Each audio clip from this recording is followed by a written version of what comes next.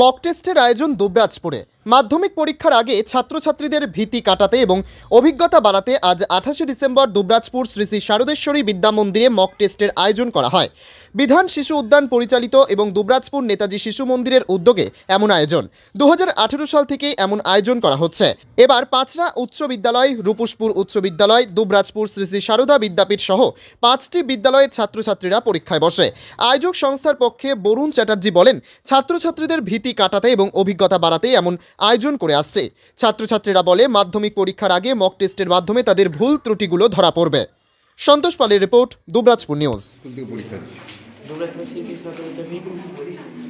দুটো মক টেস্টই দিচ্ছ তুমি? হ্যাঁ। প্রথমটা দিয়েছিলে? হ্যাঁ। কেমন হয়েছে পরীক্ষা? পরীক্ষা ভালো হয়েছে। কী কী ভুল ত্রুটি আছে ওইগুলো জানতে পেরেছি।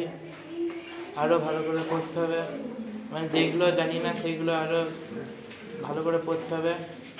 শর্ট কোয়েশ্চেনগুলোতে আরও ভালো করে পড়তে হবে।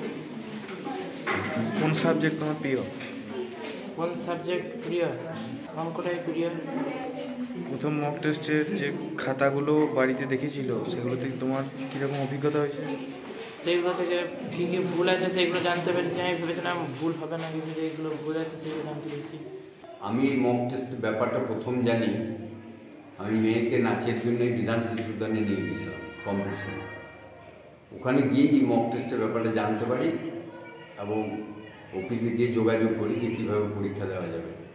অফিস থেকে আমাকে বলে দেবেন বোলপুরে পরীক্ষা হয়, তারকবাবুর ফোন নাম্বার দেন এবং ওকে আমি ফোন করে সমস্ত জানতে পারি। এবং আমার মেয়ে প্রথমে বোলপুর থেকে পরীক্ষা দিয়েছিল, তারপরে আরও কাছে সেন্টার ছিল যেহেতু জেলা স্কুলের সিউটি।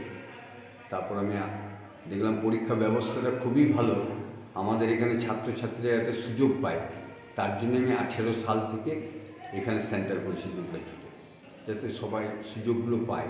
এত ভালো ভালো জিনিস আছে আমাদের জানাই ছিল না, হ্যাঁ, এবং এই পরীক্ষা দিয়ে অনেকে উপকৃত হচ্ছে। আমি সেই 18 সাল থেকে দুবরাজপুরে নেতাজি শিশু মন্দিরের পরিচালনায় শারদেশ্বরী স্কুল প্রত্যেক বছর এই পরীক্ষাটা হয় মক টেস্ট। মাধ্যমিকের আগে ছেলেমেয়েরা হঠাৎ নতুন স্কুলে যায় যাতে নার্ভাস না হয়ে যায়, এবং পরীক্ষার আগে দুটো মক টেস্ট দেয়, তাতে অনেকটা ওদের সরলতা বাড়ে, সহজ হয় পরীক্ষাটা, ভয়টা কাটে। এটা আমি তার জন্যই প্রত্যেক বছর চালাই এই বিধান শিশু উদ্যানের মক টেস্ট।